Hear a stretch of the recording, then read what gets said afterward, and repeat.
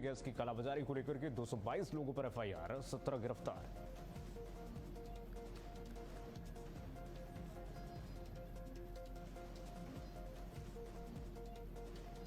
लखनऊ के सपा कार्यालय में गुजिया सेवई मिलन समारोह का आयोजन। सपा अध्यक्ष अखिलेश यादव हुए शामिल। अखिलेश यादव ने नेताओं और कार्यकर्ताओं से की मुलाकात।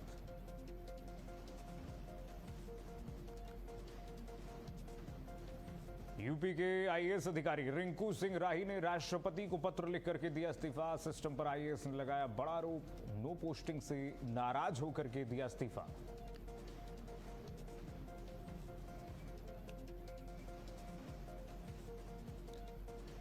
और कानपुर में किडनी तस्करी के सिंडिकेट का भंडाफोड़ हुआ है। एसटीएफ की छापेमारी में 3 बड़े अस्पतालों का खुलासा।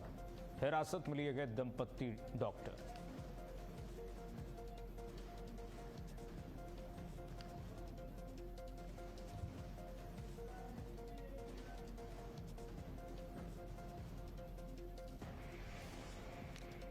नमस्कार, बहुत स्वागत है आपका। भारत अपडेट देख रहे हैं आप। मैं हूं आपके साथ कीर्तिमान सिंह। ईरान इजराइल अमेरिका युद्ध का 32वां दिन है और एक तरफ है अमेरिका और ट्रंप शांति वार्ता की बात कर रहे हैं, लेकिन दूसरी तरफ मिसाइल हमले और तबाही लगातार ईरान और इजराइल में जारी है। मुख्य सवाल यह है कि अमेरिका युद्ध खत्म करना चाहता है, लेकिन ईरान इससे इनकार कर रहा है। अमेरिकी पूरी तरह से इस शांति वार्ता के लिए तैयार हैं। अमेरिकी रक्षा मंत्री का कहना है कि अगर ईरान समझदार है तो वो समझौता कर लेगा। ट्रंप ने बार बार कहा है कि वे न तो धूर्त हैं और न ही पीछे हटते हैं। अमेरिका ने ईरान को 15 पॉइंट यानी कि 15 पॉइंट का प्रस्ताव भेजा है, जिससे युद्ध को समाप्त किया जा सकता है। अमेरिका भेज रहा है, याद कीजिए, अमेरिका भेज रहा है। युद्ध के दौरान भी अमेरिका और इजराइल केवल सैन्य टारगेट्स को निशाना बना रहे हैं, लेकिन ईरान को समझौते के लिए तैयार होना होगा। ईरान तैयार ही नहीं है। समझौता किससे करेंगे ट्रंप? लेकिन वास्तविकता कुछ और है। ईरान के शहरों तेहरान, यज़्द, बुशहर, मशहद में भारी बमबारी जारी है इस वक्त। स्कूल, कॉलेज, यूनिवर्सिटी सुरक्षित नहीं है। बिजली गुल हो गई है और आम नागरिक मारे जा रहे हैं ईरान में। बच्चों और छात्रों समेत ईरान ने जवाबी कार्रवाई करते हुए इजराइल और गल्फ कंट्रीज पर मिसाइलें दागी हैं। इजराइल में 6000 से ज्यादा लोग घायल हुए हैं। अमेरिका चाहे जितना शांति वार्ता की बात करे, लेकिन ईरान ने सीधे तौर पर इसे स्वीकार नहीं किया है और युद्ध जारी है। इससे स्पष्ट होता है कि ट्रंप के पीस दावों और असली युद्ध की स्थिति में बहुत बड़ा फर्क है, बहुत बड़ा अंतर है। क्या अमेरिका की इस धमकियों और प्रस्तावों से ईरान समझौता कर सकता है? यह बड़ा सवाल है। सवाल नंबर 1, या ये केवल तनाव को बढ़ा रहा है? इन तमाम सवालों का आज हम जवाब जानने की कोशिश करेंगे। इस वक्त लगातार आपको ग्राफिक्स के जरिए से दिखा भी रहे हैं। ग्राफिक्स के जरिए आपकी टीवी स्क्रीन पर देखिए जरा। 32 दिनों का ये संघर्ष, 32 दिन हो गए आज। अभी भी ईरान झुकने को तैयार नहीं है। बतौलेबाज ट्रंप लगातार अब शांति वार्ता खोज रहे हैं। कह रहे हैं कि हमसे शांति वार्ता कर लो। धमकी भी दे रहे हैं ट्रंप, लेकिन डर भी है कि शांति वार्ता अगर नहीं होती है तो फिर अमेरिका को भारी पड़ जाएगा, क्योंकि ईरान इस वक्त किसी भी कीमत पर कह रहा है कि आपने छेड़ दिया है तो हम खत्म करेंगे, छेड़ा है तो खत्म हम करेंगे, लेकिन अपनी शर्तों पर खत्म करेंगे। ईरान ने कहा कि समझौता करो, लेकिन शर्तें हमारी होंगी, हमारी शर्तों पर यह युद्ध खत्म होगा। ईरान की शर्तें हैं कि आप इस तरह से कभी भी एग्रेशन नहीं दिखाएंगे ईरानी स्टेट पर। अमेरिका से जो कई पॉइंट्स ईरान दे रहा है, उसमें कहा गया है कि हमारे किसी भी सैन्य स्थिति पर आप हमला नहीं करेंगे, दोबारा से हमारे सुवरेनिटी पर हमला नहीं करेंगे। और तमाम ऐसे पहलू ईरान ने अमेरिका के सामने रख दिया है जो अमेरिका को ना निगलते ही बन रहा है, ना उगलते ही बन रहा है। देखिए जरा ग्राफिक्स के जरिए आपको युद्ध की स्थिति बता देते हैं। अमेरिका वर्सेस ईरान, जरा फुल में चलाइएगा। शांति की इच्छा बनाम इंकार और अमेरिका बनाम ईरान, ये देखिए जरा पहलू, और उस पर हम आपको समझा रहे हैं पहलुओं पर अमेरिका और ईरान के पॉइंट। देखिए जरा, युद्ध की खत्म करने की इच्छा, यह पहलू है। अमेरिका कह रहा है कि हां, शांति प्रस्ताव भेजा है हमने, हम चाहते हैं कि शांति वार्ता हो, यह अमेरिका कह रहा है, जो अपने आप को कहता था कि हम विश्व गुरु हैं जी। ईरान कह रहा है कि नहीं, बिल्कुल ये षड्यंत्र है ईरान के खिलाफ, हम सीधे इनकार कर रहे हैं, और अगर हम युद्ध करने की वार्ता करेंगे तो हमारी शर्तों पर युद्ध होगी। दूसरा पहलू है बातचीत के माध्यम कौन होगा। अमेरिका कह रहा है कि डायरेक्ट और मध्यस्थ हम दोनों लाएंगे, पाकिस्तान को लाएंगे, पाकिस्तान में हम मध्यस्थता कर ले, आइए। लेकिन ईरान कह रहा है कि नहीं, बिल्कुल नहीं, ऐसा होएगा ही नहीं, केवल मध्यस्थता के जरिए संदेश वार्ता नहीं मानेंगे हम। नागरिकों पर इसका क्या असर पड़ेगा? अमेरिका के नागरिकों पर देखिए जरा, सीमित टारगेटिंग का दावा है। अब ईरान कह रहा है कि जवाबी हमले हम दे रहे हैं और देंगे, जवाबी मिसाइल हमले, आम लोग प्रभावित हो रहे हैं, इस हमले से आम लोग प्रभावित हो रहे हैं। लगातार इजराइल एग्रेशन कर रहा है, अमेरिका एग्रेशन कर रहा है, तो हमारे आम नागरिक, आप पहले कहते थे कि हम ईरानी स्टेट पर जो सत्ता है वहां की, उस सत्ता पर हमला कर रहे हैं। आपने खामनेई को मार डाला, अयतुल्ला खामनेई को मार डाला, उसके बाद फिर ये हमला क्यों, हमले पर हमला क्यों? अब तो आप सिविल नागरिकों पर, ईरान के आम नागरिकों पर आप हमला कर रहे हैं, ये ईरान कह रहा है। आपकी दुश्मनी अगर खामनेई से थी, अगर सरकार से थी, वर्तमान सुप्रीम लीडर से थी, आपने उनको मार डाला, उसके बाद आपने हमले जारी रखा, आखिर क्यों? बताइए अमेरिका। ईरान पर मिसाइल हमले, कई शहर प्रभावित, स्कूल कॉलेज बंद, शिक्षा प्रभावित हो रही है, बिजली गुल है ईरान में, आम नागरिक परेशान है, सिविल लोग परेशान है, मासूम लोग परेशान है, बच्चे पढ़ नहीं पा रहे हैं, बिजली गुल है। इजराइल में 6000 से ज्यादा लोग घायल हैं। न सिर्फ ईरान इसमें प्रभावित हो रहा, बल्कि इजराइल में भी आप देखिए, कैमरे के उधर देखेंगे तो इजराइल में भी 6000 से प्लस लोग घायल हैं, 100 लोग गंभीर हैं, 27 मिसाइलें आकर गिरी हैं जो इंटरसेप्ट नहीं कर पाई है। इजराइल की आयरन डोम ने, इजराइल की थार ने इंटरसेप्ट नहीं कर पाए। और जो इस वक्त इफेक्ट पड़ रहा है ईरान की तरफ से, जो हमले दागे जा रहे हैं, उससे न सिर्फ इजराइल ही प्रभावित है, बल्कि खाड़ी के वो तमाम देश जो इस वक्त हम कह सकते हैं जहां पर अमेरिकी एयरबेस है, जहां से अमेरिका ये चाहता है कि पूरे ईरान पर वो कंट्रोल कर सके, उन एयरबेस पर भी ईरान हमला कर रहा है। तो न सिर्फ इजराइल प्रभावित इससे, बल्कि पूरी परिस्थिति आप देखिए, भौगोलिक परिस्थिति इस वक्त ईरान के आसपास का, मिडिल ईस्ट के तमाम देश आज प्रभावित हैं जहां पर अमेरिकी एयरबेस है, उन सबको ठोक रहा है इस वक्त ईरान, हर जगह हमला कर रहा है, अमेरिकी एयरबेस को तबाह कर रहा है ईरान। और अमेरिकी एयरबेस को न सिर्फ तबाही इस वक्त हो रही है, अमेरिकी एयरबेस को इस वक्त न सिर्फ क्षति पहुंच रही है, बल्कि आसपास के जो देश हैं जहां पर अमेरिकी एयरबेस है, वहां के लोग भी हताहत हो रहे हैं। एक के बाद एक 31 स्टेट जो ईरान के हैं वो अपने मोर्चे खोल चुके हैं हर तरफ से। अब तो देखिए, हूतियों ने भी हमले शुरू कर दिए हैं, हूतियों ने भी हमले शुरू कर दिए हैं, और हूतियों की तरफ से भी अब हथियार उठा लिया गया है। तो आप समझिए कि अब और प्रॉक्सी जो हैं, ईरान के जो प्रॉक्सीज हैं इस वक्त सब एक्टिव हो गए हैं। ईरान ने कह दिया कि सब स्लीपर, जितने स्लीपर सेल हैं हर जगह एक्टिव कीजिए, चाहे वो अमेरिका हो। आपको कुछ दिन बाद आपको दिखेगा कि देखिए, अमेरिका में भी जो स्लीपर सेल अभी तक ईरान के थे, वहां पर भी कुछ अगर हो जाए तो अतिशयोक्ति नहीं होगी। आने वाले समय में अगर ईरान के स्लीपर सेल अमेरिका में भी एक्टिव हो जाएं और अमेरिका के भीतर कुछ बड़े हमले हों, तो यह अतिशयोक्ति नहीं होगी, क्योंकि अब सारे मोर्चों को ईरान ने, हम कह सकते हैं कि खोल दिया है, पूरी तरह से खोल दिया है। अब ईरान ने सभी मोर्चों को खोल दिया है। इजराइल इस वक्त इससे प्रभावित है। देखिए, इजराइल का मकसद जो है वो क्लियर है, इजराइल का स्टैंड क्लियर था कि हमें इस सत्ता को उखाड़ना फेंकना है। हमें, अब इजराइल का तो स्टैंड ये है कि पूरी तरह से ईरान रहना ही नहीं चाहिए। आपने देखा होगा यूएन में जब इजराइल के जो प्रधानमंत्री हैं बेंजामिन नेतन्याहू, आपने उनके हाथों में देखा होगा, उन्होंने एक मैप दिखाया जिसमें उन्होंने बताया कि ईरान इस पूरी दुनिया के लिए खतरा है। बाकी देश जो हैं मिडिल ईस्ट के, वो सब इस धरती के लिए वो एक बून है, एक आशीर्वाद है। बाकी ईरान का पूरा हिस्सा जो है इस धरती के लिए कर्ज है। अमेरिकी राष्ट्रपति ट्रंप बताते हैं कि ये कैंसर है।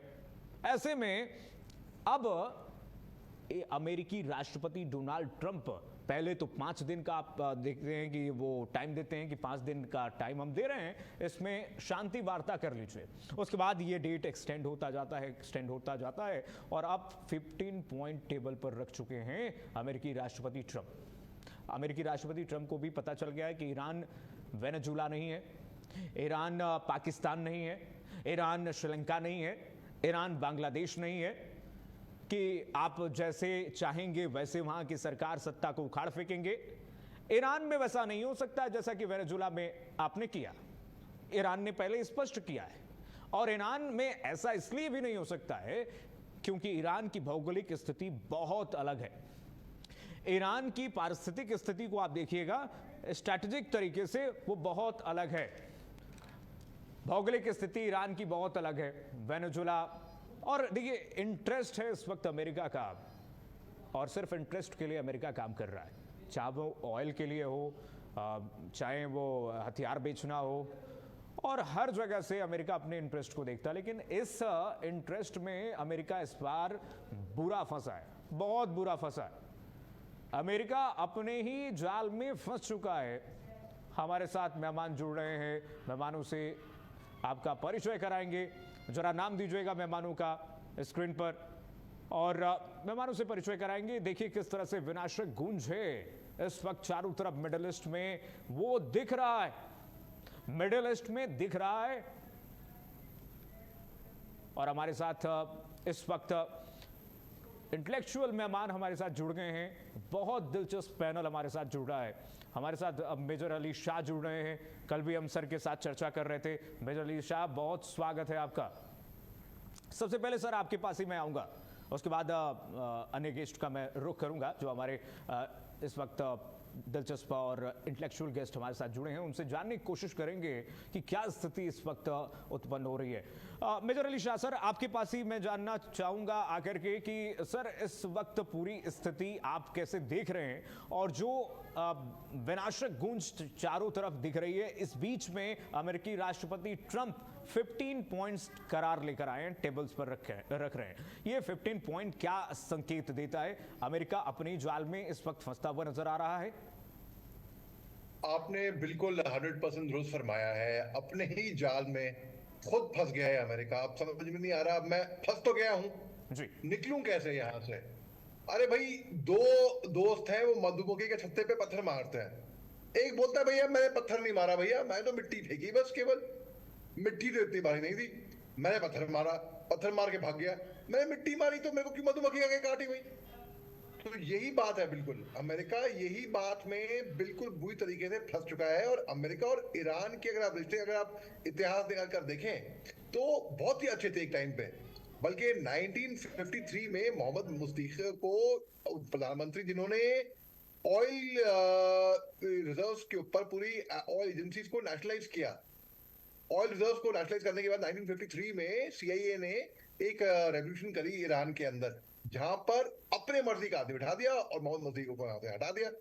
उसके बाद फिर आप इसके 1979 के बाद जब तरक्की हुई ईरान के अंदर, तब उस टाइम पे खुमैनी सरकार आई ईरान के अंदर। बड़ी ब्रीफली जल्दी समझाता हूं। अमेरिका ने ईरान पे सैंक्शन ठोके हैं जबरदस्त तरीके से। अब आप देखिए, चाहे 1953 का कू हो, चाहे 1973 में सत्ता पलट हो, चाहे ईरान इराक का युद्ध हो जो 8 साल चला, 80 to 88, जहां पर 1 मिलियन कैजुअलिटी हुई थी ईरान की बेसिकली, लेकिन ईरान सस्टेन करता गया। चाहे 2000 में न्यूक्लियर स्टैंड ऑफ हुआ था, जहां पे चाहे assassination of General Qasem Soleimani हुआ था 2 जनवरी 2020 में। तो अमेरिका जो है वो पंगे तो लिए हैं, अमेरिका ईरान की कभी बनी नहीं। वैसे सैंक्शन बहुत ठोके हैं, ईरान चला, मगर अमेरिका अब अपनी जाल में इतने बुरी तरह फंसा है जी। अब वो बोल रहा है मैं आगे जाऊं कि पीछे जाऊं। अगर वो आगे जाएगा, बूट ऑन ग्राउंड उतारेगा, हम खर्ग आइलैंड को ले लेंगे। अगर बूट ऑन ग्राउंड अमेरिका उतारता है तो मैं देख रहा हूं, हो सकता है कि बहुत लोग इसके बारे में चर्चा कर रहे हैं कि सत्ता पलट होगी कि नहीं होगी।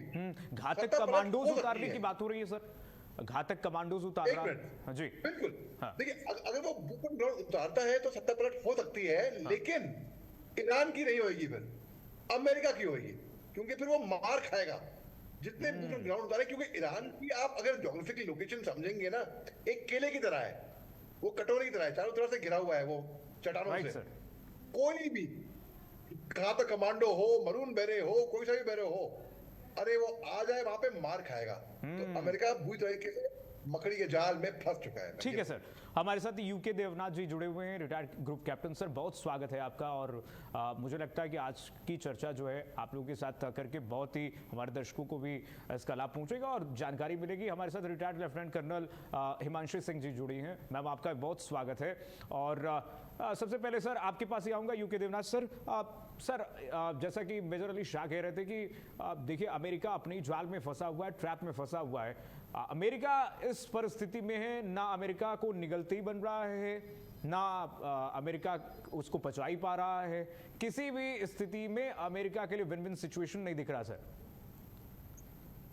डेफिनेटली किसी भी स्थिति में अमेरिका इस युद्ध को जीत नहीं पा रहा है जी। आज डोनाल्ड ट्रंप ने एक हिंट दिया है कि शायद वो स्ट्रेट ऑफ हॉर्मुज को कैप्चर करने की, डोमिनेट करने की या ईरान से छीन लेने की चेष्टा नहीं करेंगे। Right sir. क्योंकि फाइनली उनको समझ में आ गया है, जो उनके आर्मी के जनरल्स बोल रहे थे, एयरफोर्स के जनरल्स बोल रहे थे और नेवी के एडमिरल बोल रहे थे कि स्ट्रेट ऑफ हॉर्मुज को डोमिनेट करना बहुत मुश्किल है। क्योंकि ईरान अपने सैकड़ों, हजारों छोटे छोटे रेंज के जो मिसाइल हैं उनसे और एंटी शिप मिसाइल है, उससे वो स्ट्रेट ऑफ हॉर्मुज में किसी भी शिप को नुकसान पहुंचा सकता है, डरा सकता है। sure. एक और बहुत बड़ी डेवलपमेंट जो वो आज की है कि अगर अमेरिका स्ट्रेट ऑफ हॉर्मुज को छीनने की कोशिश नहीं कर रहा है तो अमेरिकन बेड़ा जो कि पर्शियन गल्फ में है, 21 अमेरिकन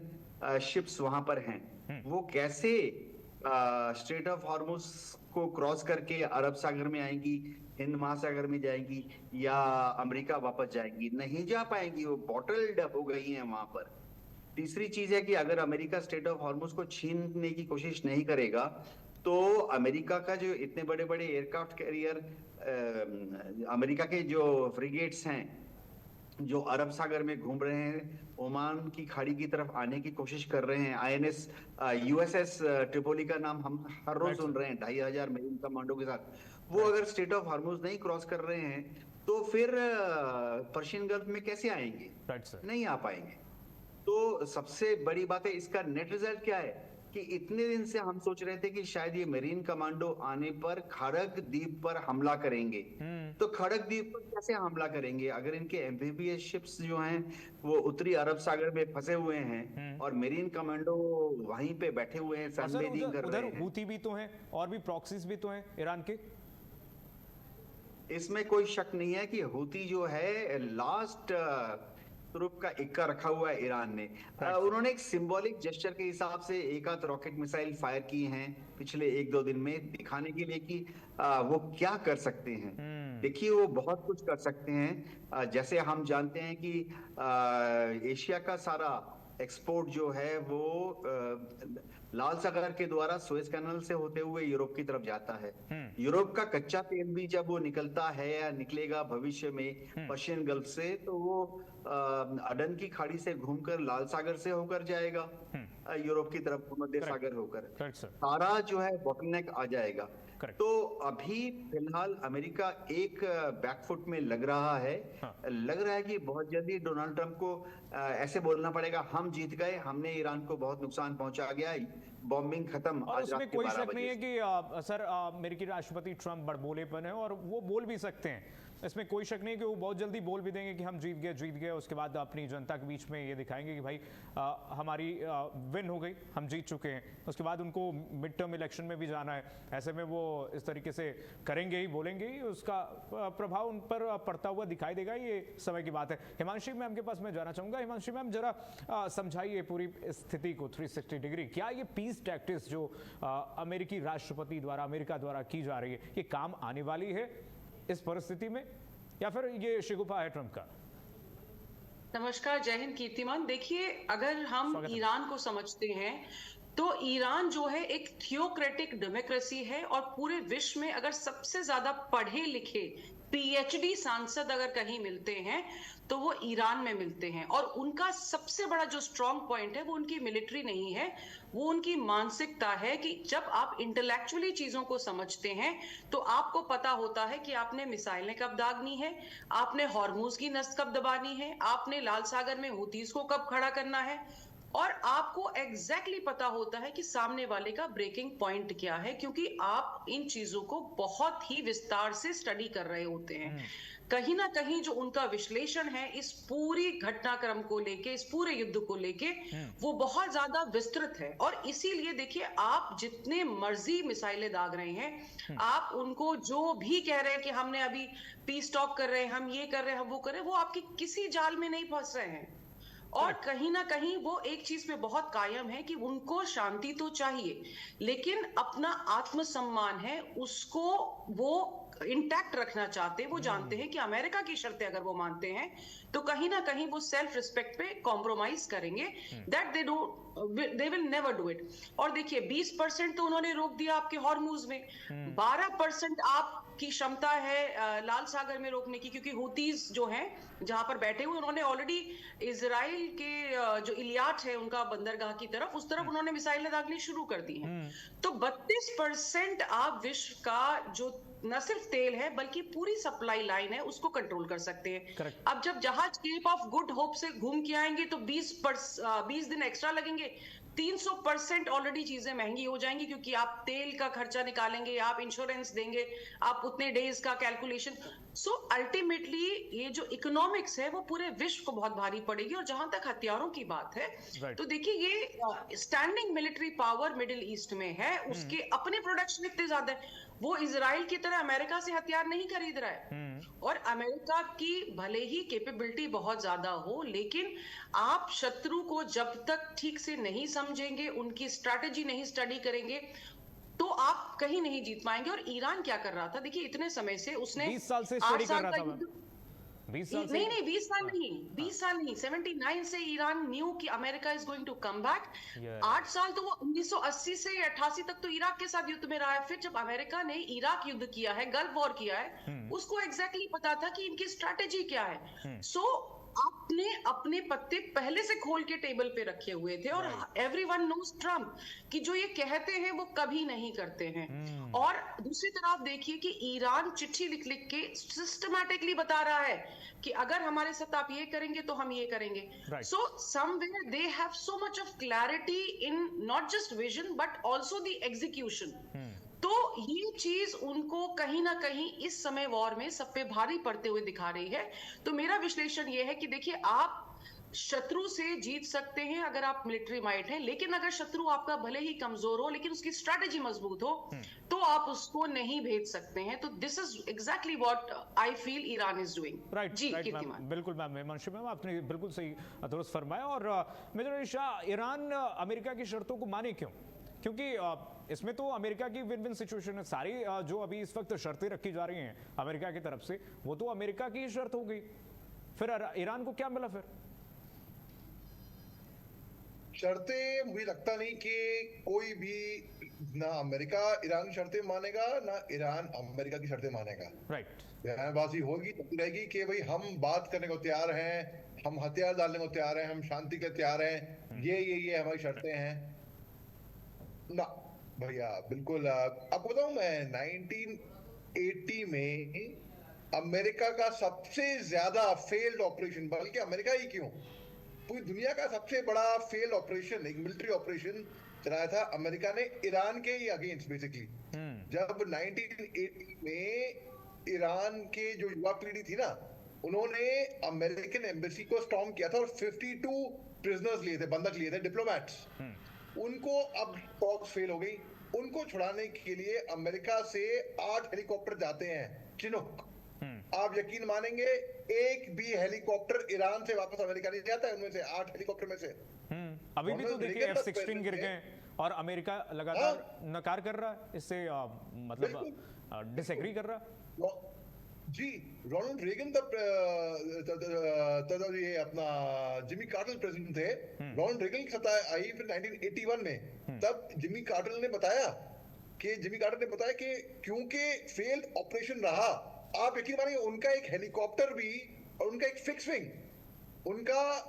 विंग जो हर्क्यूल बहुत बड़ा जहाज था, साथ में उनका क्रैश हो गया। 8 अमेरिकी पर्सनल मरे इसके अंदर। ये तो अमेरिका तब भी दगदगी जमाना था ना कि हम ये कर देंगे वो कर देंगे, आ जाओ भाई। ये अमेरिका का बहुत फेल ऑपरेशन रहा था। बिल्कुल। अब सर मेजर अली शाह, जब अमेरिका ईरान ये कहता है कि आप लाओ अपने सैनिकों को लाओ, फुट सोल्जर्स को लाओ, वेलकम टू द हेल। अब वेलकम टू द हेल का मतलब क्या ईरान कहना चाहता है कि आओ हम तैयार हैं, बैठे हुए। बिल्कुल, आपने बिल्कुल सही फरमाया। मैं बता देता हूँ आपकी अंडरस्टैंडिंग की जियो पॉलिटिक्स, इट्स कमेंडेबल। हमको आता है हमको भी, जब आप जैसे एंकर होते हैं ना जिनकी समझ भी इतने अच्छे लेवल की है। Thank you sir. देखिए बेसिकली जी, जो 26 साल जो चला, जो शाह ऑफ ईरान का एरा चला ना, तब अमेरिका के साथ बड़ी अच्छी दोस्ती थी इनकी। लेकिन उसके बाद फिर जब अमेरिका ने सैंक्शन ठोकने शुरू कर दिए ईरान के ऊपर, मैं ईरान के साथ तेल इतना गया। मैं आपको हल्का सा देखिए, 1908 में ना ईरान पहला देश था जहां पर ऑयल डिस्कवर होता है पूरे मिडिल ईस्ट में, पूरे गल्फ राष्ट्र में, मस्जिद सुलेमानी में 1908 में। उसके बाद फिर आप कुछ अमेरिका ने बोला, अरे भैया यहाँ पर तेल आ गया भैया, हमें भी कुछ मिलना चाहिए, क्यों ना। तो 1914 में विश्व युद्ध शुरू हो गया, 1914 to 1918। फिर सेकंड विश्व युद्ध चला 1939 to 1945। फिर 1951 के अंदर मोहम्मद मोदी की वो प्रधानमंत्री बन के आते हैं। अमेरिका ने फिर 1953 में हटा दिया। उसके बाद से गड़बड़ शुरू हुई, क्योंकि क्या हो रहा था कि तेल तो था ईरान का, मदद लेती थी कौन? अमेरिका। पेट्रो डॉलर में ट्रेडिंग हो रही है, पूरे प्रॉफिट जा रहे हैं अमेरिका को, झोली भर रही है अमेरिका की, फायदा हो रहा है अमेरिका को, तो डॉलर मजबूत हो रहा था। अमेरिका तो सर हमेशा अपने इंटरेस्ट को देखता है। यूके देवनाथ सर, आपके पास आऊंगा सर, आ रहा हूं सर आपके पास अली शाह सर। देखिए देवनाथ सर, अमेरिका हमेशा अपना इंटरेस्ट देखता है, चाहे वो हथियारों की बात हो, चाहे तेल निकालने की बात हो, चाहे किसी भी कार्य में अमेरिका अपना इंटरेस्ट हमेशा देखता रहता है। लेकिन सर आप इस चीज़ से अमेरिका को दूर होना पड़ेगा कि भाई वेनेजुला नहीं है, ईरान वेनेजुला नहीं है, और ईरान का टेरेन जो ऐसा है वो अलाउ नहीं करता है आपको कि आप फुट सोल्जर उतार लो या फिर एयरफोर्स उतार लो, F-16 उतार लो, कुछ भी उतार लो, कि आप विन विन की सिचुएशन में आ जाओगे। ईरान की अपनी एक सभ्यता है, अपना एक कल्चर है, अपनी एक फौज है, उनकी एक परंपरा रही है, जो ईरान अभी इस वक्त फॉलो करता हुआ नजर आ रहा है। देखिए, ईरान आपने सही कहा, बहुत बड़ा देश है। एक तो उनकी जो सभ्यता है हजारों साल पुरानी है, और मैं बताना चाहता हूं आपके चैनल के माध्यम से कि पिछले 200 साल में जब पूरे एशिया के एक एक देश पर, कहीं पे फ्रांस, कहीं पे इंग्लैंड, कहीं पे जर्मनी, कहीं पे पोर्चुगल का राज था, करेक्ट, ईरान जो था कभी भी गुलाम नहीं हुआ, वो हमेशा एक आजाद मुल्क रहा। ये वहां के लोगों का कैरेक्टर दिखाता है। और शायद सर वहां पर टेरेन ऐसा है, इस वजह से भी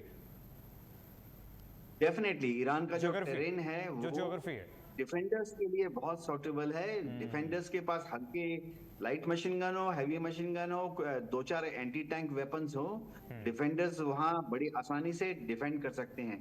और जो ऑफेंसिव कोर होगी, अमेरिकन जो हैं उनको आदत है बहुत लाव लश्कर लेके हमले पे जाते हैं। उनके इन्फेंट्री ट्रूप्स जब जाते हैं तो साथ में दाएं से टैंक, बाएं से बख्तरबंद गाड़ियां, ऊपर से तोपें, ये सब उन पहाड़ों में फंस जाएंगे। लेकिन हमने देखा सर, अब्राहम लिंकन को लेकर आए एक बार हुतीज ने और इजराइल ईरान ने जब बमबारी की है, मिसाइल, क्रूज मिसाइल छोड़ा, तो आप 1000 किलोमीटर दूर भागे। ये लाव लश्कर कहाँ काम आया आपका ईरान पे? एकदम काम में नहीं आएगा लाव लश्कर। देखो, ईरान की पॉपुलेशन देखो बहुत क्रिटिकल मास से ज्यादा है। अमेरिका सोच रहा है कि वेनेजुएला को, जैसे उन्होंने वाइस प्रेसिडेंट, डिफेंस मिनिस्टर और जनरल्स को खरीद लिया था, ऐसा सर्किट ईरान में काम नहीं करेगा। कर्नल हिमंत, हाँ देखिए होता क्या है मैं बताता हूँ कि हर देश का एक क्रिटिकल मास होता है। ईरान का क्षेत्रफल पूरे उत्तर भारत के बराबर है, तो इतना आसान नहीं है पेनिट्रेट करना। अगर एक हमला को चालू भी करते हैं कुवैत के रास्ते, इराक के रास्ते, तेहरान 700 किलोमीटर दूर है। फिर ठीक है, उन्होंने अमेरिकन ने इराक में हराया। इराक की पॉपुलेशन कितनी, 45 लाख या 50 लाख, 55 लाख इराक, जबकि ईरान की पॉपुलेशन जो है वो करीबन करीबन 10 करोड़ है, 9.5 करोड़ है। Absolutely, sir. तो इतनी पॉपुलेशन को हराना संभव नहीं है। एक और चीज जो अमेरिकन असॉल्ट के खिलाफ जाएगी, साइकोलॉजिकल दृष्टि से हम सबको मालूम है कि एशियन आर्मीज जब युद्ध करते हैं, मैं बहुत भाग्यवान हूं तो आर्मी के ऑफिसर्स मेरे साथ हैं। एशियन आर्मीज में कैजुअलिटी एब्जॉर्ब करने की, सहन करने की क्षमता थोड़ी ज्यादा है। एक असॉल्ट में 5%, 10% कैजुअलिटी हो जाए, फिर भी बटालियन, ब्रिगेड या डिव आगे बढ़ती रहती है।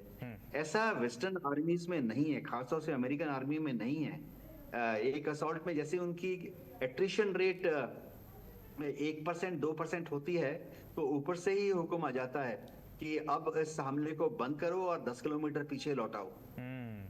रीइंफोर्समेंट भेजेंगे, रिजर्व्स भेजेंगे। जिस बटालियन में 2% कैजुअलिटी हो जाती है उसको वहां से वापस बुला लेते हैं और एक फ्रेश बटालियन को इंडक्ट किया जाता है। तो उनका जो लड़ने का तरीका है यूरोप या वेस्टर्न आर्मीज का बहुत अलग है। और क्या ईरान के लोग छोड़ देंगे? अभी हम देख रहे थे ईरान की आर्मी ताजी बैठी है, 6 लाख स्ट्रेंथ है, उनके पास 3,500 टैंक हैं। अभी तक उन्होंने इस युद्ध में एक भी टैंक का गोला नहीं फायर किया, तोप का गोला नहीं फायर किया। उनकी जो इक्विपमेंट है एकदम फ्रेश है। कहते हैं सर हमारे पास शहीद मिसाइल है, हमें कुछ करने की आवश्यकता नहीं है, एक बार छोड़ेंगे आपका ही नुकसान है। इसमें कोई शक नहीं है कि ईरान की मिसाइल पावर बहुत ज्यादा है। देखिए होता क्या है कि मिसाइल पावर जो है ईरान की डिप्लीटिंग तो हो रही है, फैक्ट है। वो हर रोज जितनी मिसाइलें दाग रहा है, हर रोज उतनी मिसाइलें प्रोड्यूस नहीं कर पा रहा है। कोई भी देश नहीं कर पाता। तो एक समय आएगा जब ईरान की मिसाइलें खत्म हो जाएंगी, चाहे 1 हफ्ते बाद हो, चाहे 10 दिन के बाद हो। तो तब वो क्या करेगा?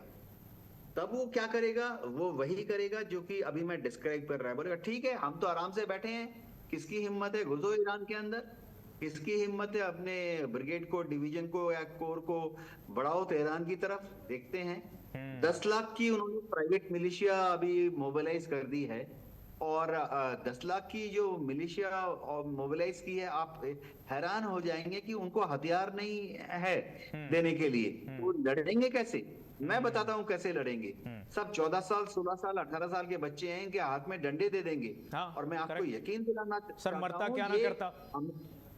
अमेरिकन जो टैंक क्रू हैं उनको डंडा मार मार के, पीट पीट के मार डालेंगे। जी एब्सोल्युटली सर। और एक एक बच्चा अगर तैयार हो जाए, और जो एक कहावत है कि मरता क्या ना करता, अगर ईरान के लोग यही सोच लें कि चलिए अब युद्ध में उतर गए हैं तो हमें किसी भी तरीके से या तो मरेंगे या फिर नुकसान पहुंचाएंगे, तो कहीं ना कहीं ईरान तो जब ये ठान लेगा तो ईरान की ही एक तरीके से विन विन सिचुएशन है। उसकी धरती पर आकर के, उसके टेरेन पर आकर के आप जीत नहीं सकते हैं। मैं हिमांशु मैम के पास आऊंगा। हिमांशु मैम, ये स्थिति इस वक्त जब ईरान ये कह रहा है कि आपको अगर दुश्मनी थी, आपने तो खामनेई को मारा, हमारी सरकार से अगर दुश्मनी थी, हमारे सुप्रीम लीडर से दुश्मनी थी, आपने उनको मारा, उनको मार दिया, नुकसान पहुंचाया, टॉप लीडर्स को आपने मारा, 40 से अधिक टॉप लीडर्स को मारा, लेकिन अब क्यों हमले जारी हैं? सिविल लोगों पर, आम लोगों पर क्यों हमले? कीर्तिमान, युद्ध शुरू होने से पहले कुछ ऑब्जेक्टिव्स थे जो इन्होंने सोचे थे, जिसमें कि इनका न्यूक्लियर पावर जो है उसको खत्म करना, इनका बैलिस्टिक मिसाइल्स जो है उसको खत्म करना। तो वो ऑब्जेक्टिव्स अभी खत्म नहीं हुए हैं। देखिए, खमेनेई को खत्म करना, सत्ता परिवर्तन करना was one of the objectives. तो जब तक पूरे ऑब्जेक्टिव्स इनके पूरे नहीं होंगे तो अमेरिका और इजराइल, देखिए अमेरिका भले ही पीछे हट जाए, इजराइल तो बिल्कुल नहीं मानेगा पीछे हटने के लिए। लेकिन इस समय जी बिल्कुल क्लियर है। और दूसरा एक और चीज अगर हम देखें तो 1983 में जब इराक वाला भी जो वॉर हुआ था, तो उसमें 2.5 लाख कोएलिशन जो आर्मी है वो लगी थी, जो इराक जैसा जो छोटा देश है उसको जब इन्होंने बूट्स ऑन ग्राउंड किए थे।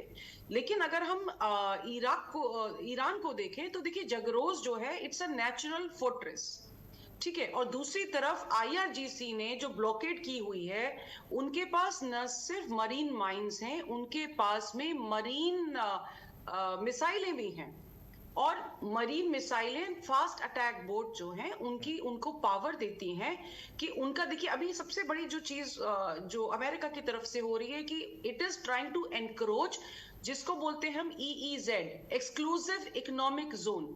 तो जो हिस्सा ईरान का है वो हिस्सा ईरान का है। आप अगर वहां जा रहे हैं तो आप उसकी संप्रभुता पे क्वेश्चन कर रहे हैं, और ईरान जैसा देश जो बहुत खुद मुख्तार है वो आपको इस चीज के लिए कभी एग्री नहीं करेगा। इकोनॉमिकली तो आप कहीं वीक करना चाहते हैं ईरान को।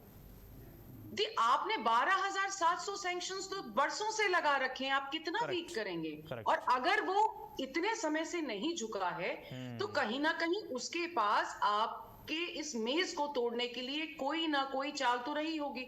चाल क्या थी कि वो लगातार चाइना को ऑयल सप्लाई कर रहे थे, और सिर्फ ऑयल की बात नहीं है। देखिए पर्शिया जो है, वहां के पर्शियन कार्पेट्स हैं, पिस्ता है, केसर है, बहुत सारी चीजें हैं जो वहां से एक्सपोर्ट होती हैं। People are just stuck on oil, but Iran is more than oil. So आप बहुत सारी चीजें हैं जो एक्सपोर्ट करते हैं, और क्योंकि हम सबकी पूरी दिनचर्या उससे प्रभावित होती है, तो we are just talking about oil, but it is more than that. और उसके अलावा भी जिस तरह की शर्तें आप रख के आप ईरान के साथ टेबल पे बैठ रहे हैं, वो किसी चीज के लिए नेगोशिएट नहीं करेगा, क्योंकि एक तरफ तो आप उसको बंदूकों को, मिसाइलों को, हथियारों से डरा रहे हैं। देखिए सबसे जरूरी चीज होती है, अगर आपके और मेरे बीच में भी संवाद होना है तो ट्रस्ट की आवश्यकता है। अगर ट्रस्ट डेफिसिट है, तो चाहे हमने पहले देखा जो इनका JCPOC था उससे वो बाहर निकल गया, तो ट्रस्ट डेफिसिट जब तक रहेगा, अगर मैं और आप एक दूसरे पे भरोसा नहीं करते तो शांति तो हो ही नहीं सकती है। So ultimately for any diplomatic channel to work we need to have some sort of trust. जब आप ईरान को नेगोशिएटिंग टेबल पे लेके आए थे और बहुत सारी शर्तें ईरान मान गया था, देन सडनली आपने डिसाइड किया नहीं हम तो लड़ाई करेंगे। तो भाई जब आप लड़ाई के लिए तैयार हैं तो ईरान को क्या रोक रहा है? और उसने बहुत क्लियरली कहा है कि आपने शुरू किया है, हम खत्म करेंगे। और वो इसलिए कह रहा है कि उसको न सिर्फ अपनी मिसाइलों पे भरोसा है, बल्कि उसको अपनी स्ट्रैटेजी, टेक्निक्स, और जिस तरह से वो मिसाइलों का प्रोडक्शन, ड्रोन्स का प्रोडक्शन लगातार कर पा रहा है, क्योंकि ये वॉर दो चीजों पे लड़ा जा रहा है। एक तो है आपका मिलिट्री, दूसरा है आपका जो विचारधारा है, मनोविज्ञान है। तो मनोविज्ञान का, जैसा कि यूके देवनाथ सर भी कह रहे तो ऐसी आई थी कि अमेरिका में वेपन्स कम होने लगे, अमेरिका में वेपन्स कम होने लगे, नहीं वेपन्स भी कम होने फैली हुई है, प्रोडक्शन के लिए लगातार वार्निंग दी जा रही है। जी कीर्तिमान, देखिए इजराइल से हमें खबरें नहीं मिल रही कितने लोग हलाक हुए, वो बहुत एक सुपरफिशियल सा डेटा आ रहा है, बस जिस तरह से मिसाइलें गिर रही हैं वो हमें पता है कि damage is much more, and that is why Israel ने बिल्कुल बैन किया है। जो मिडिल ईस्टर्न कंट्रीज हैं उन्होंने बिल्कुल बैन किया हुआ है। ईरान ने तो बैन नहीं किया हुआ ना, वो तो कह रहा है दिखाओ भाई हमारा क्या डैमेज हो रहा है। एंड अल्टीमेटली जितने बॉडी बैग्स भी जा रहे हैं, जो पहले दिन तो ट्रम्प साहब ने खुद रिसीव किए थे, लेकिन उसके बाद में अब nobody is receiving, nobody is talking about it. तो ईरान में तो जो हो रहा है वो हो रहा है, लेकिन ऑस्ट्रेलिया जैसी कंट्री में, अमेरिका जैसी कंट्री में विरोध प्रदर्शन शुरू हो गए हैं कि this is not our war. So मुझे लगता है कि ईरान का जो ऑब्जेक्टिव है वो बहुत क्लियर है कि जब तक हम आपको नाको चने नहीं चबा देते कि आप रोज रोज जो तमाशा करते कि आज हमला कल हमला, हम तब तक नहीं मानेंगे। और जैसा आपने शुरू में कहा था कि क्यों अभी ये युद्ध नहीं रुक रहा है अमेरिका की तरफ से, जब खामेनेई जी को खत्म कर दिया गया है, तो अमेरिका के जो ऑब्जेक्टिव्स हैं वो फंस गए हैं। बड़ी कैच-22 सिचुएशन है अमेरिका के लिए कि अब बाहर भी नहीं जा पा रहे, अंदर नहीं जा पा रहे, लेकिन जैसे कहते हैं ना किवाड़ की बिच्ची में हाथ आ गया इनका, दर्द तो बहुत हो रहा है लेकिन किवाड़ खोल नहीं पा रहे हैं। So that is the situation. So मुझे लगता है अभी कुछ समय तक ये इस तरह से ही रहेगा। विश्व में सब लोग बहुत प्रेशर डालेंगे डोनाल्ड ट्रंप पे, लेकिन डोनाल्ड ट्रंप नहीं रुकेंगे। बट अल्टीमेटली जो फायर है वो देखिए आपकी और मेरी रसोई तक, हमारी गाड़ियों तक, हर जगह पहुंच चुकी है। तो हमारे लिए तो डेफिनेटली ये ग्लोबली एक क्राइसिस तो ये चाहता है मैम कि तेल के दाम तेजी से बढ़े ताकि हमने नब्ज जो पकड़ा है 200 बैरल तक पहुंच जाए, ताकि लोगों को मुश्किलों का सामना करना पड़े और दुनिया पर एक प्रेशर पड़े कि भाई इस युद्ध को रुकवाओ, प्रेशर डाले, एक कूटनीतिक प्रेशर आए कि इस युद्ध को रुकवाया जाए। और उधर से तो ईरान के लिए एक विन विन सिचुएशन होता है। लेकिन मेजर शाह, ये जो परिस्थिति इस वक्त हम बनी हुई है, हम जो देख रहे हैं, फॉरेन सेक्रेटरी अमेरिका कह रहे हैं कि देखिए अमेरिकी राष्ट्रपति ट्रंप ना पीछे हटने वाले हैं और ना हम ये भी नहीं चाहते हैं कि युद्ध भी ना हो। ये क्या गीदड़ बब की नहीं है? इसे गीदड़ बब की नहीं समझा जाए? बिल्कुल, आपने बिल्कुल सही फरमाया है और दोनों में सीनियर पैनलिस्ट ने इनसे मैं सीखने को बहुत मिला। बिल्कुल सही बोला, फरमाया। देखिए, तुलसी गैबर्ट ने भी बोला है कि क्यों अमेरिका के जो टॉप ब्रास है वो रिजाइन कर रहे हैं, क्योंकि वो इत्तेफाक नहीं रखते हैं। बल्कि तरह तरह की खबरें भी आती हैं युद्ध में, मानता हूँ। एक खबर भी आई थी कि उनने खुद के अपने जहाज पे ही खुद सैबोटाज कर दिया, क्योंकि वो हमला नहीं करने जा रहे थे। अब ये वो अनवेरिफाइड है, मगर बेसिकली खबरें क्यों उठ रही हैं? क्योंकि जब जंग होता है सबसे पहले खात्मा होता है सच्चाई का, कैजुअलिटी होती है ट्रूथ की। अब मेरे को इसलिए पसंद है इतिहास में ले जाना, क्योंकि उसमें हमारे दर्शकों को सबको बड़े अच्छे से समझ में आता है। देखिए, ईरान अमेरिका की कभी बनी नहीं, बल्कि मैं अगर आपसे बात करूं कि 1988 में ऑपरेशन प्रेइंग मैंटिस था। ऑपरेशन प्रेइंग मैंटिस क्या था? जब एक ईरान ने माइन किया बेसिकली पर्शियन गल्फ के अंदर, अपनी माइन फील्ड अपने वो काम करना शुरू कर दिए। तब वर्ल्ड वॉर 2 के बाद अमेरिका का सबसे बड़ा नेवल ऑपरेशन था ये, जहां पे इन्होंने ईरानी ऑयल प्लेटफॉर्म्स को और वॉरशिप्स को और ऑयल फील्ड को डिस्ट्रॉय कर दिया। Operation praying mantis. आप समझ सकते हैं कि अगर किसी ने बहुत काम किया है, बन गया कुछ, आपने खड़ा कर दिया और कोई आके उसको बर्बाद कर दे, तो चोट पहुंचेगी। 1988 में भी, बल्कि 80 to 88 जो इराक के साथ जो चला, अमेरिका न्यूट्रल था हालांकि, लेकिन सीक्रेटली इंटेलिजेंस के जरिए या इकोनॉमिकली वो सपोर्ट कर रहा था इराक को, और वो चाबिया भी कर रहा था अपने दिली दिल में इराक के लिए। एक ईरान एयर की फ्लाइट थी 655, जिसमें 290 लोग सवार थे, सिविलियंस।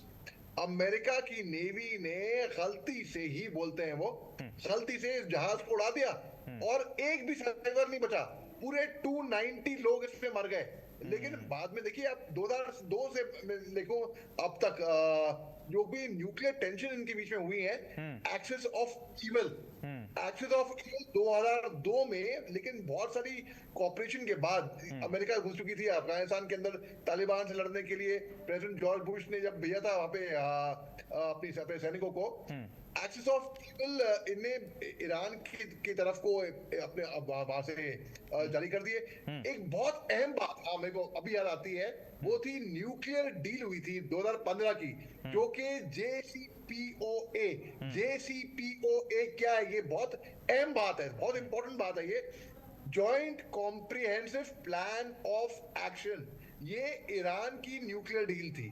इससे 2015 के एग्रीमेंट के मुताबिक कि ईरान अपनी न्यूक्लियर डील्स, अपनी जो यूरेनियम कम करेगा, यानी कि P5+1 जो देश हैं, जैसे कि US, UK, फ्रांस, चीन, रूस, जर्मनी और यूरोपियन यूनियन को मिलाकर इनके साथ एक डील हुई। यहाँ पर रिस्ट्रिक्ट हुआ कि ईरान के जो भी जितने भी यूरेनियम है कनेक्शन है, वो कम करेगा। इसके बदले में कि अमेरिका सैंक्शंस भी हटाएगा, कुछ न्यूक्लियर रिस्ट्रिक्शंस कम करेगा, मॉनिटरिंग होएगी। मॉनिटरिंग जो कि इंटरनेशनल एटॉमिक एनर्जी एजेंसी है, IAEA कहलाती है, उसको ग्रांट किया कि एनहांस्ड एक्सेस होएगा, कि ईरान को मॉनिटर करेगी। वो 25 साल के सर्विलेंस का यूरेनियम के लिए की माइंस के लिए तय हुआ था। तो यूएस और ईरान की कभी बनी नहीं है बेसिकली सैंक्शन। ईरान ने बोला भाई इतने सैंक्शन लगा रहे हो, लगाओ। हाँ, जैसा कि हिमांशु मैम ने कहा, बिल्कुल जी। और एक आखिरी बात और अहम बात मैं ये कहूंगा कि डोनाल्ड ट्रंप साहब क्या क्या बयानबाजी करते हैं, समझ में ये नहीं आता है। हाँ। अब वो बोलते हैं कि भाई जो कंट्री है ना यूके जैसी, वो कंट्री अमेरिका से तेल ले, हमारे पास तेल बहुत है, आ जाओ, लेकिन हमारे साथ मत सोचो कि हम साथ नहीं देंगे आपका, जैसे आपने साथ नहीं दिया हमारा। वो बच्चे नहीं करते, अरे आपने ये मेरे को ये नहीं खिलाया, मैं भी आपको वो नहीं खिलाऊंगा, उस टाइप से। ट्रम्प साहब तो कब क्या बोल दें उनको खुद ही नहीं पता है कि कब क्या, किस मन से क्या बोल दें, क्या निकल जाए उनके मुंह से, ये पता ही नहीं है। लेकिन यूके देवनाथ सर, आप देखिए, इतना डिप्लोमेटिक प्रेशर देने के बाद नाटो देश आपके साथ आए, आपने इतना प्रेशर बनाया, नाटो देश आपके साथ ही नहीं आ रहे थे, भैया हम आपके साथ नहीं आएंगे, आप अकेले लड़ो, आपने शुरू किया था। एकदम। और अमेरिकी राष्ट्रपति ट्रंप को यह भी जवाब देना होगा सर मिड टर्म इलेक्शन में कि कितने लॉस हुए अमेरिका के, ये बताना होगा उनको। जो F-16 लॉस हुए, कोई शक नहीं है, जो सैनिक लॉस हुए हैं। जी हाँ, इसमें कोई शक नहीं है कि अमेरिकन माइंडसेट कुछ ऐसा है कि वो हमेशा नेटो देशों को दोयम दर्जे का दोस्त समझते हैं। तो जब डोनाल्ड ट्रंप ने डिसाइड किया कि अब ईरान पर हमला करना चाहिए, तो उन्होंने नेटो देशों के साथ कोई कंसल्टेशन नहीं की। तो नेटो देशों को भी अच्छा हुआ, एक बहाना मिल गया टेक्निकली कि भाई नेटो का चार्टर 5 बहुत क्लियर है कि अगर नेटो देश पर हमला होता है तो बाकी देश आके दुश्मन का मुकाबला करें। तो नेटो देश बहुत क्लियरली बोल रहे हैं ना, आपने हमें कॉन्फिडेंस में लिया, और ये हमला तो किसी देश ने अमेरिका पर नहीं किया, अमेरिका ने हमला किया ईरान पर। आज की तारीख में देखिए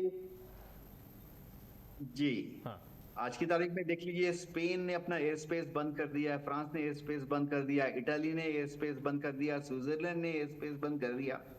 10 देश हैं, और तो और श्रीलंका ने भी एयर स्पेस बंद कर दिया यूएस फाइटर विमान के लिए। तो अमेरिका की किरकिरी तो हो रही है, लेकिन हो ये रहा है कि ये जो युद्ध है, इसमें आज की तारीख में ईरान हारा नहीं है। ये ईरान की बहुत बड़ी उपलब्धि है।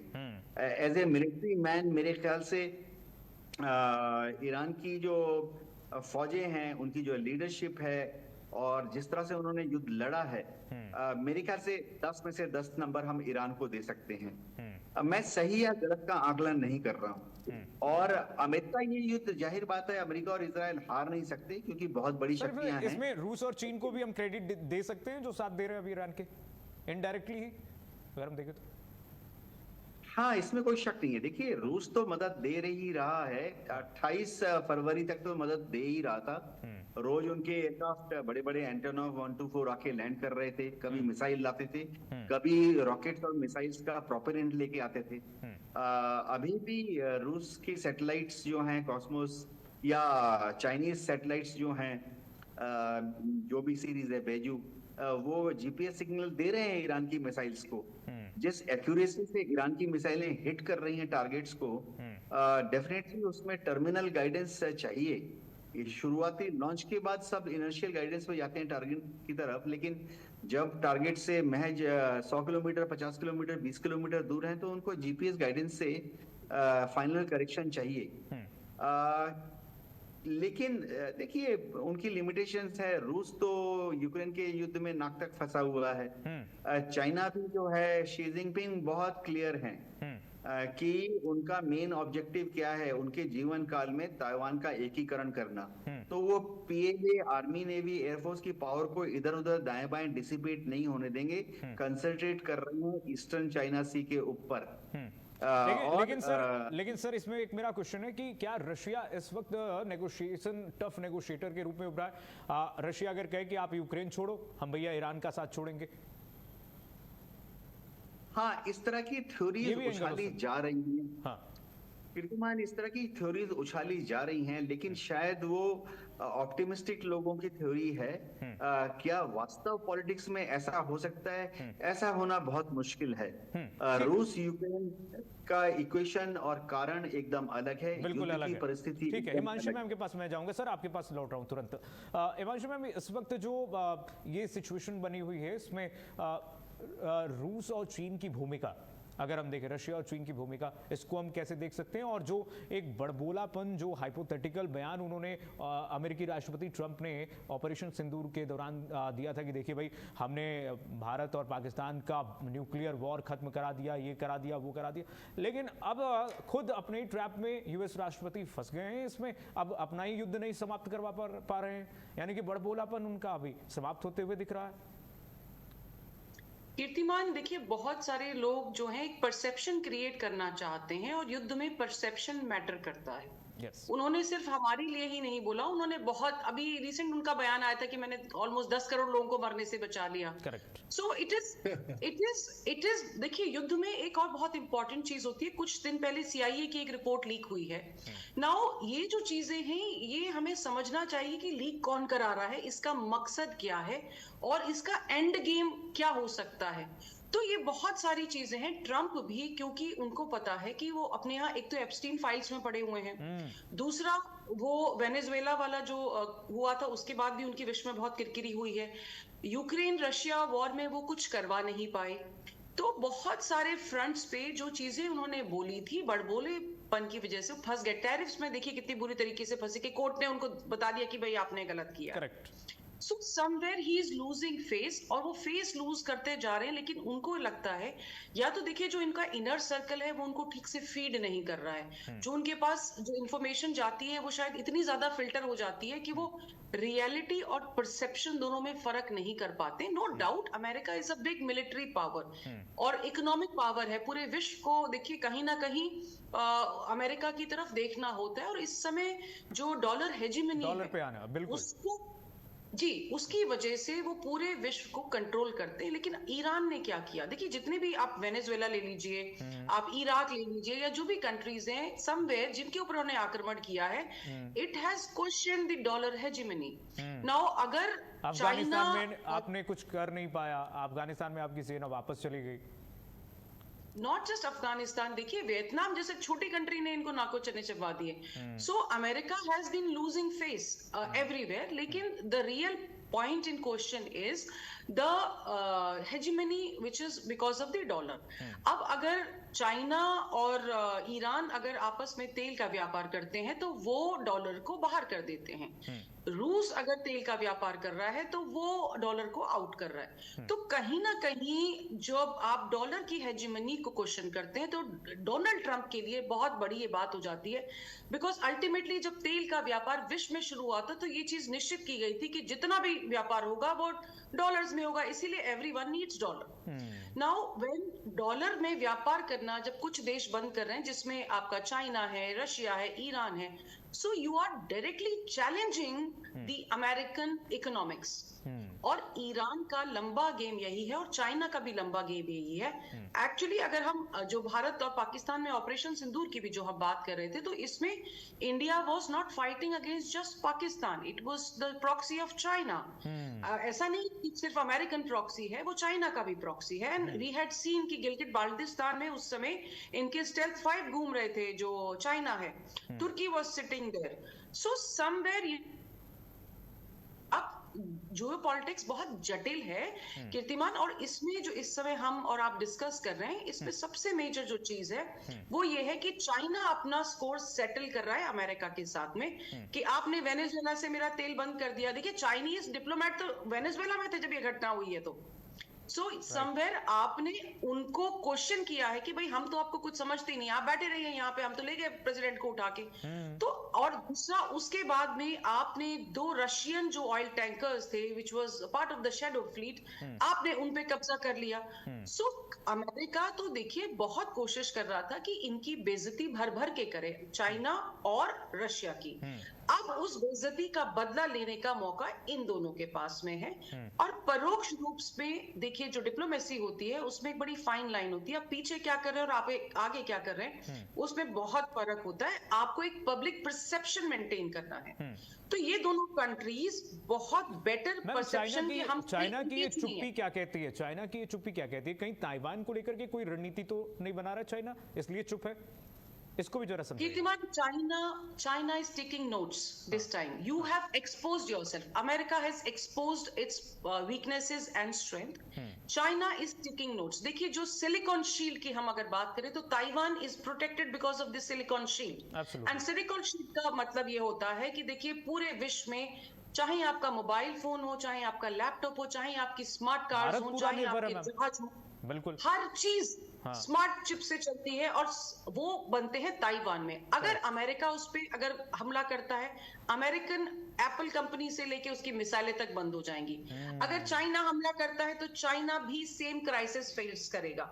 So it is a silicon shield which is protecting the Taiwan, but क्योंकि चाइना बहुत क्लियर है कि ताइवान हमारा हिस्सा है और हमने उसको लेना है। So they are just taking notes कि हम अमेरिका की कहां कहां पे नस दबा सकते हैं, कि अमेरिका बिल्कुल त्राहिमाम करेगा। एंड अमेरिका की सबसे बड़ी गलती ये है कि उसके पास कोई तुरुप का इक्का है ही नहीं। उसके पास जितनी जोकर वाले कार्ड्स थे वो ऑलरेडी ऑन द टेबल हैं। So somewhere it is a very good chance for China and Russia. वो शांत नहीं है। वो क्या होता है ना, बतख आपको ऊपर दिखती है लेकिन पीछे नीचे कितनी पेडलिंग कर रही है पानी पे ऊपर फ्लोट करने के लिए, वो हमें और आपको नहीं दिखता है। So this is exactly what is happening कि नीचे तो मिसाइलें चल रही हैं, नीचे से ऊपर से सैटेलाइट बाइडू सिस्टम आपको नेविगेट करा रहा है, आपके तेल का व्यापार हो रहा है। बहुत खुल के ईरान ने कहा कि अगर आप चाइनीज करेंसी में हमारे से तेल खरीदना चाहते हैं तो आप खरीदिए। So what does it mean? It means कि I am very clear, China is my friend, Russia is my friend.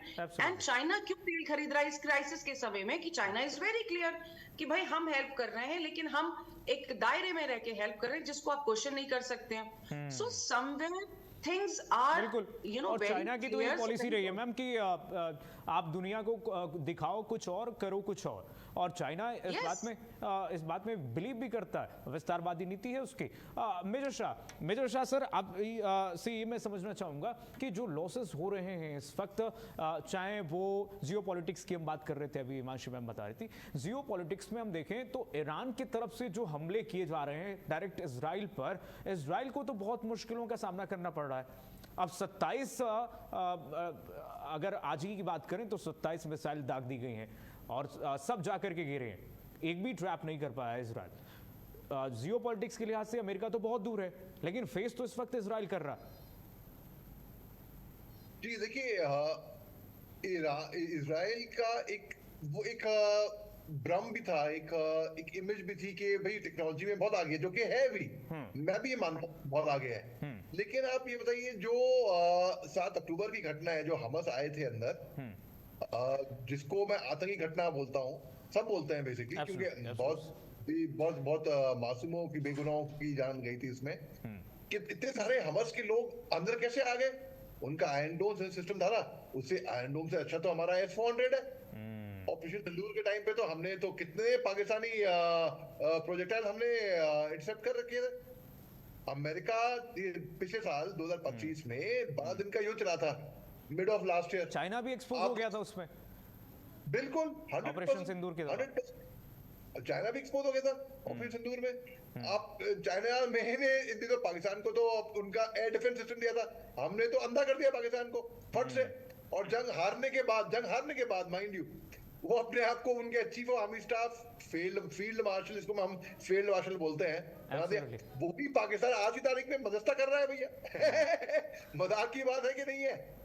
Egypt, वो तो मेडल सर, मेडल उनको खरीद के लगानी है, वो तो क्या कुछ भी मेडल खरीद के लगा सकते हैं। वो एक भी युद्ध तो उन्होंने जीता नहीं आज तक पाकिस्तानियों ने, लेकिन मेडल तो वो लगा ही लेते हैं, उसमें कोई दो राह नहीं है। बिल्कुल, ये एक ऐसा वाहिद देश है जहां पर जंग हारने के बाद मेडल मिलता है भैया आपको, है? जंग आप हारा, आपको मेडल मिला। कहते ना कि वॉर में कोई रनर अप नहीं होता, यहाँ पाकिस्तान का रनर अप मतलब बहुत बड़ी बात है उनके लिए। तो ये अच्छा, इसमें भी सर, इसमें भी कई लोग सवाल उठा रहे थे कि देखिए पाकिस्तान हम लोग से डिप्लोमेसी में आ गया क्या? क्योंकि अमेरिकी राष्ट्रपति ट्रंप ये दावा करते हैं कि आइए पाकिस्तान में हम बैठ करके मध्यस्थता कर लेते हैं, मीडिएट कर लेते हैं। बड़ा अच्छा सवाल पूछा है आपने, और बहुत लोगों के माइंड में यही सवाल है। देखिए, ऑपरेशन सिंदूर में जंग हमने जीता एक्चुअली, मगर ईमानदारी की बात है कहीं ना कहीं नैरेटिव पे हम हार गए। इंफॉर्मेशन वॉरफेयर पे, जो क्योंकि पाकिस्तान झूठ बोलने में माहिर है, वो अपना नैरेटिव फैलाता है। वो हमने राफेल गिरा दिया, हमने ये कर दिया, कुछ नहीं किया, फलाना ढमकाना, कुछ नहीं किया इन्होंने। अब लोग यकीन करने लग गए, अरे भैया हमारे ही हिंदुस्तानी लोग वो व्हाट्सएप पे भेज रहे हैं, इज इट ट्रू? आप जब भेजते हो ऐसी खबरें ना, इज इट ट्रू, मतलब क्या आप उस खबर को आप और फूंक दे रहे हो? पाकिस्तान का वो नैरेटिव था, उन्होंने इतना अच्छा अपना वो खेला नैरेटिव, इंफॉर्मेशन वॉरफेयर। बिल्कुल। तो नैरेटिव, जैसे कि हिमांशु मैम ने कहा था कि परसेप्शन बहुत जरूरी होता है जंग के अंदर। जी एब्सोल्युटली सर। देखिए सर, आप तीनों मेहमानों से, तीनों गेस्ट से आज चर्चा करके हमें बहुत अच्छा लगा और हमारे दर्शकों को भी बहुत अच्छा लगा होगा कि आप जैसे विद्वान अगर पैनलिस्ट जुड़ते हैं तो जाहिर सी बात है देश को बहुत कुछ समझने को मिलता है। हिमांशी मैम आपका, मेजर मोहम्मद अली शाह आपका सर, और यूके देवनाथ सर आपका, तीनों मेहमानों का बहुत शुक्रिया।